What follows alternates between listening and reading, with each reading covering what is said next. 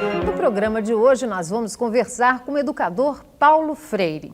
Paulo Freire ficou conhecido mundialmente por suas propostas para a alfabetização de adultos e educação em geral. Publicou várias obras, sendo as mais conhecidas Educação como Prática de Liberdade e Pedagogia do Oprimido, traduzida para 22 idiomas. Depois do golpe de Estado de 1964, Paulo Freire foi preso como subversivo e viveu muitos anos no exílio. Hoje é doutor honoris causa pelas universidades de Louvain, na Bélgica, Genebra, na Suíça, Michigan, nos Estados Unidos, pela Universidade Livre de Londres, Inglaterra, entre outras.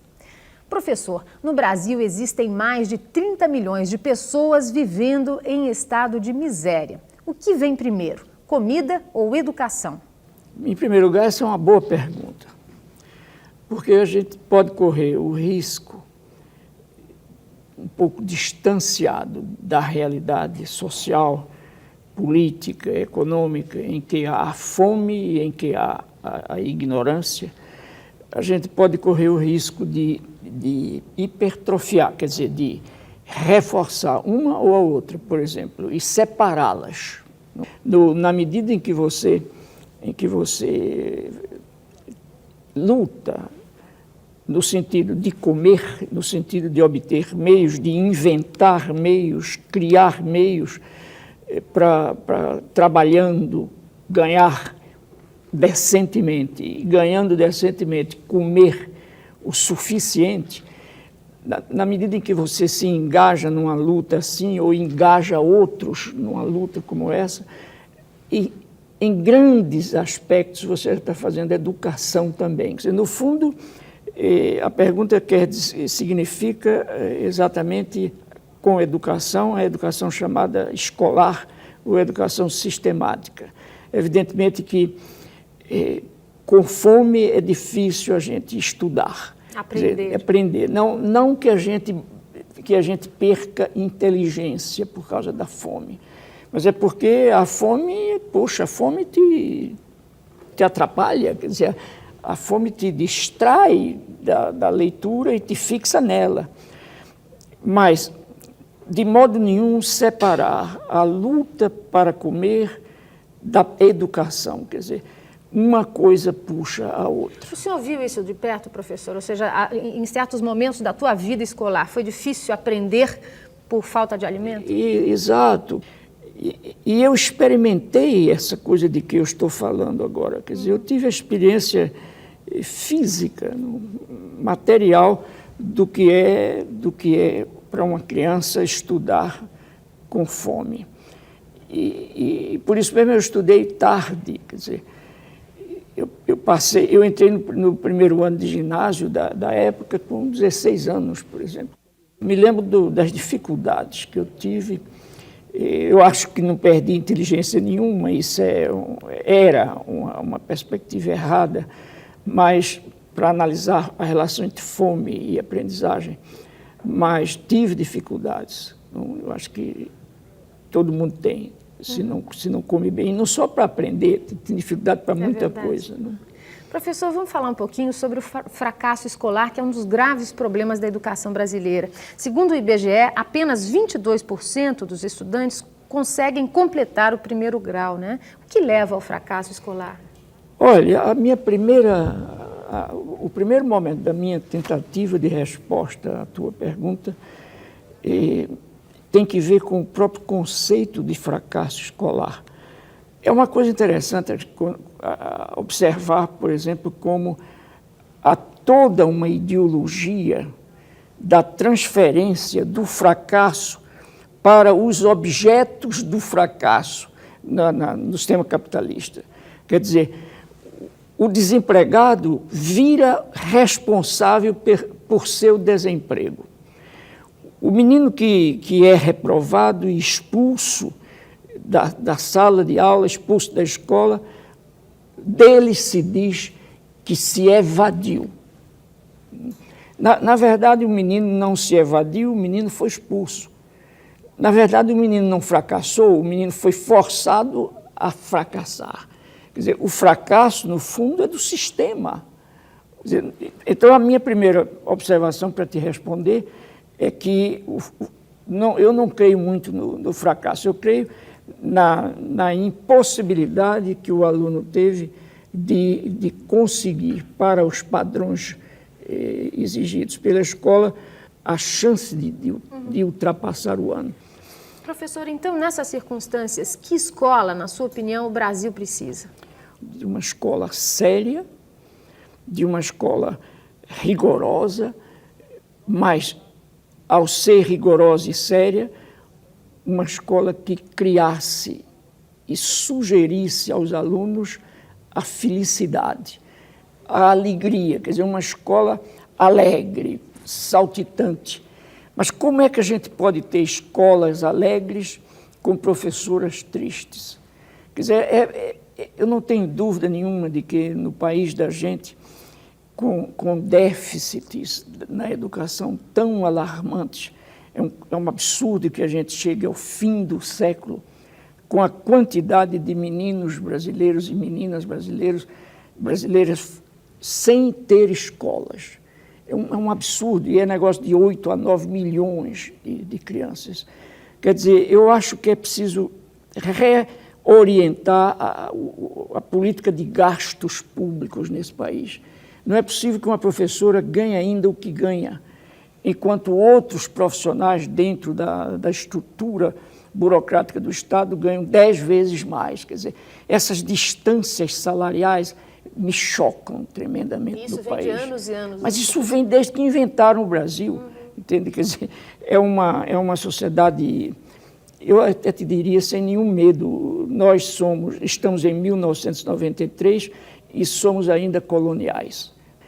Mas uma coisa é esse discurso que já começa a ficar vazio. A educação é nossa prioridade, a infância é nossa prioridade. Mas prioridade existe quando você expressa a prioridade materialmente. Uma coisa não é prioritária se não tem um orçamento decente para ela. Quer dizer, materialmente não é prioridade no Brasil a escola, eu contesto que seja. A educação não é prioridade para o Estado brasileiro, porque se fosse, não estávamos como estamos. E que tipo de cidadão essa escola tem formado? Olha, eu acho que essa escola, eu não te diria que tem formado isso ou aquilo por sem estudos objetivos, mas eu acho que essa escola pode formar rebeldes e pode formar apáticos, pode formar adaptáveis, gente silenciosa ou gente barulhenta. O que ela dificilmente forma é gente crítica. E é o que deveria se formar. Que é o que deveria se formar. É gente crítica, curiosa, gente indagadora, gente atuante, gente participante e gente que gosta de mudar o mundo. O que essa escola está criando ou é gente que puramente se rebela, ou é gente que puramente se ajusta, o que é uma lástima. Professor Paulo Freire, dizem que nós estamos vivendo o fim das utopias. É possível pensar em educação emancipadora sem utopias?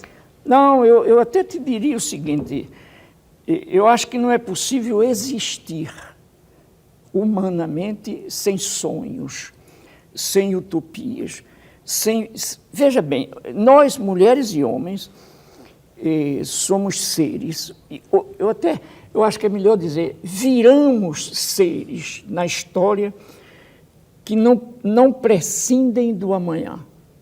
Quer dizer, nós somos seres em busca sempre de um amanhã que, por sua vez, não está ali à espera da gente, mas que é o resultado do que a gente faça pela transformação do presente que a gente vive com a iluminação do ontem que a gente viveu. Ora, se nós somos seres incapazes de abandonar a perspectiva de um amanhã que tem que ser feito por nós, como tirar da nossa experiência histórica o sonho? Olha, eu te digo, não é possível viver sem sonho enquanto projeto, enquanto programa, enquanto curiosidade, enquanto querer ser diferente. É impossível. Eu não acredito. esses discursos que falam na morte dos sonhos, das utopias, são os mesmos que dizem que a história se acabou, são os mesmos que dizem que as classes sociais sumiram.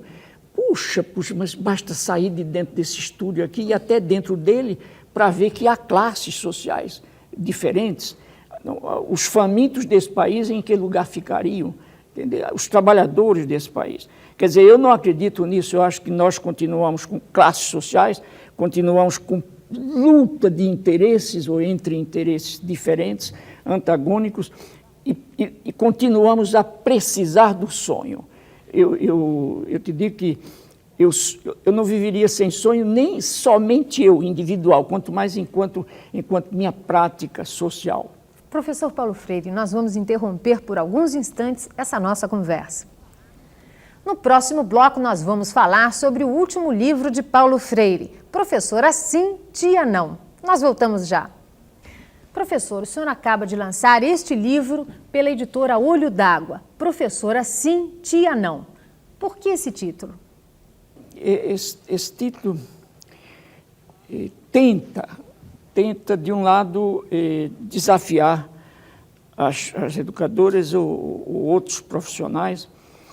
E, em segundo lugar, esse livro, eu procurei entender o que é que há por trás desta ideologia desprofissionalizante da professora, chamando-a de tia, amaciando a posição da professora.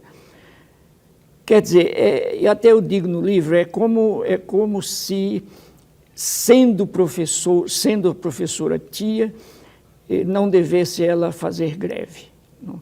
Quer dizer, quem já se viu tia fazendo greve para sacrificar os sobrinhos. Na verdade, a professora deve fazer greve, quer dizer, a professora deve brigar, todos nós devemos lutar. É impossível estar no mundo, com o mundo, sem estar lutando para ser. A professora tem que testemunhar, inclusive a seus alunos, a coragem da rebeldia também, a coragem de uma rebeldia crítica que deve ir ficando cada vez mais crítica no sentido da transformação da realidade injusta.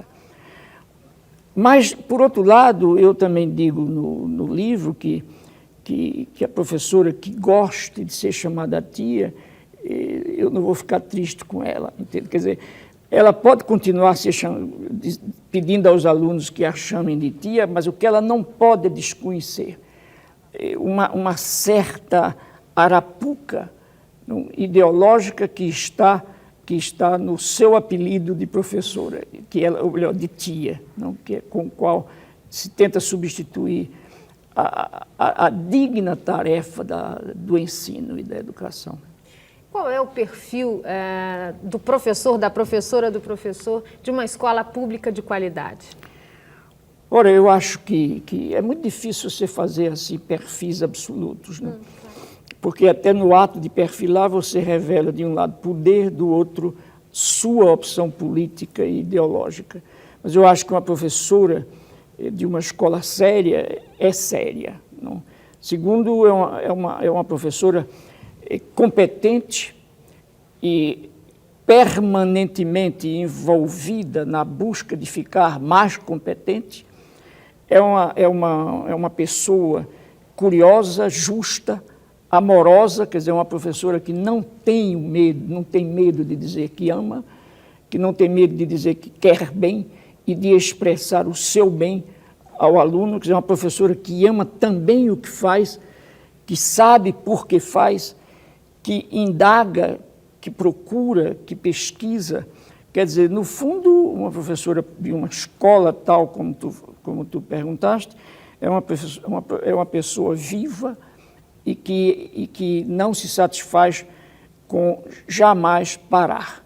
Quer dizer, ela recusa o imobilismo, porque ela sabe que é só no fazer-se permanente que a gente se faz e refaz.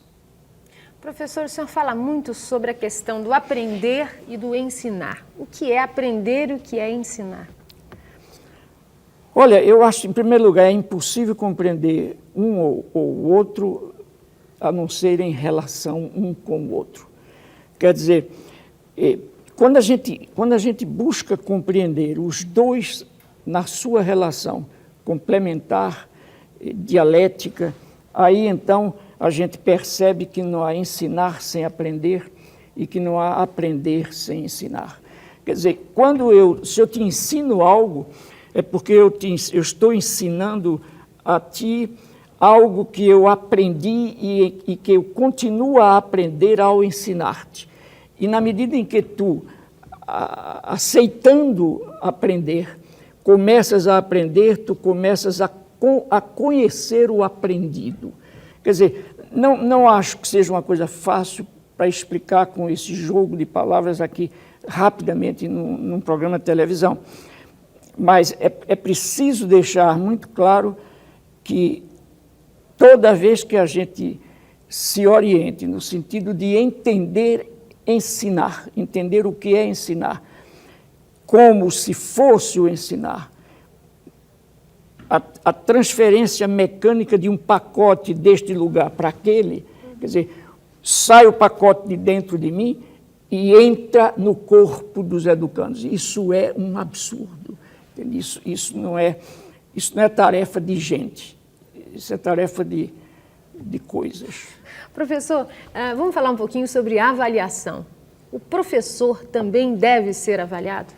Eu partiria da seguinte afirmação: não há prática que não seja programada e que não seja avaliada. Quer dizer, toda prática implica o momento em que ela é programada e reprogramada, porque a prática é sendo programada, a prática e avaliada, a avaliação implica na reformulação da programação. Ora, o professor tem uma prática, então a prática do professor também deve ser avaliada. Não é que eu vim agora da Argentina e falei muito em evaluação, e aí agora estou confundindo. Eu não vejo por que o professor, inclusive, se ofenda por ter sua prática avaliada. Agora, o que é preciso é saber o que é avaliar. O que é preciso é saber quem avalia. Qual o papel da pessoa cuja prática está sendo avaliada no processo da avaliação da prática. Quer dizer, cabe ao professor também avaliar-se.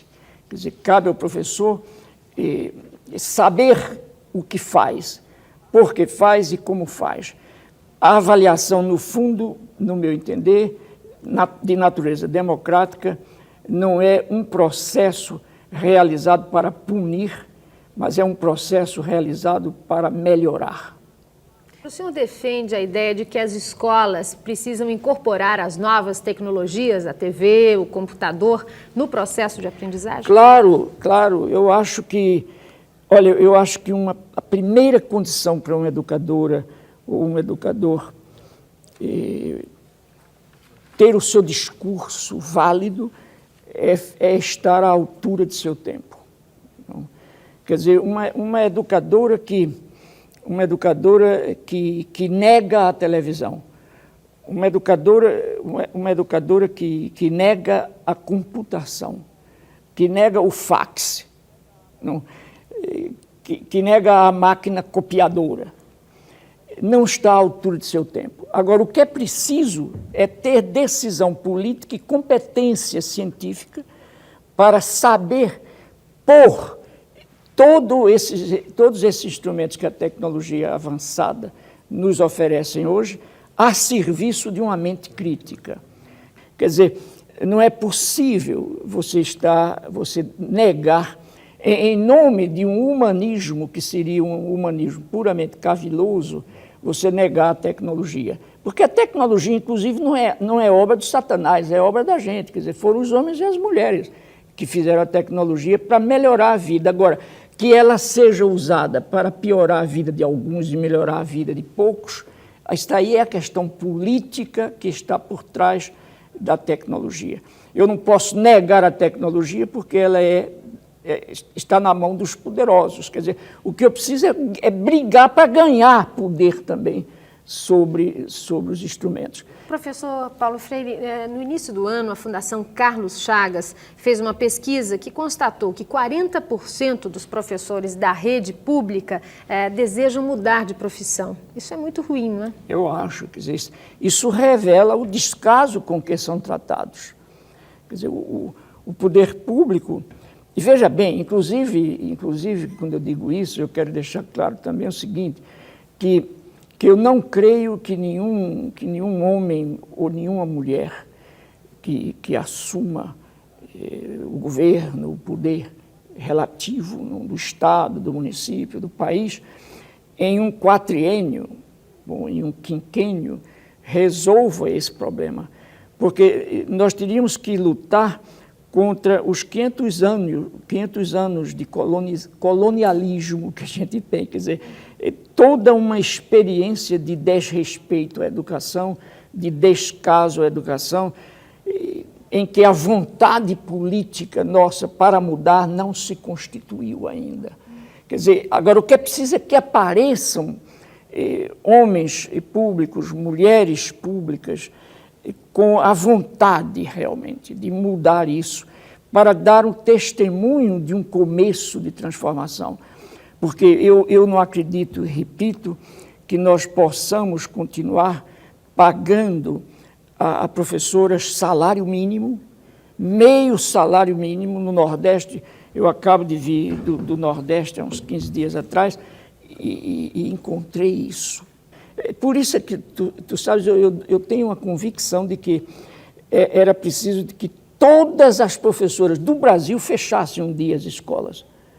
Era preciso que todos os educadores e educadoras do Brasil, e não apenas de uma cidade, fizessem uma greve de protesto nacional e falassem para o mundo, proclamassem o direito de sua justa ira, para que os homens públicos começassem a realmente perguntar-se o que é mesmo que significa prioridade, para nunca mais também dizer que a educação é prioritária e não ser prioritária. Professor, como o senhor avalia a sua própria evolução? Quando tu me perguntas isso hoje, eu me pergunto como responder honestamente a pergunta que me fazem agora. Eu te diria que eu estou contente com a minha presença ainda no mundo. Quer dizer, eu continuo, com os meus 72 anos agora, eu continuo inquieto. Eu não aceitei jamais me imobilizar, o que vale dizer que eu tenho permanentemente curiosidade. Eu me pergunto diariamente N coisas. Eu leio por causa das perguntas que me faço, N livros. Eu escrevo alguns textos por causa das perguntas que eu mesmo me faço. Eu acho que me supero constantemente. Quer dizer, num livro eu digo mais alguma coisa do que disse no anterior, se bem que fale do mesmo tema, mas acrescento algo que não havia dito antes. Quer dizer, eu me radicalizei muito mais do que quando eu tinha 30 anos, quando eu tinha 25 anos, mas jamais me sectarizei. Quer dizer, jamais fui intolerante. Eu tenho um gosto de respeitar as diferenças, que me abre democraticamente no mundo e ao mundo. E, finalmente, eu te diria, eu espero ir assim até as vésperas da minha despedida. Quer dizer, um dia que eu deixar o mundo, e que eu não sei quando, mas gostaria que não fosse logo, eu acho que até mesmo no dia eu estarei sujeito a crescer um pouco. Professor Paulo Freire, o senhor ensinou e nós aprendemos com essa conversa. Muito obrigada pela sua participação aqui no Escola Viva. Muito obrigado também. O Escola Viva, uma coprodução da TV Cultura e da Secretaria Estadual da Educação, termina aqui. Nós estaremos de volta na semana que vem. Até lá!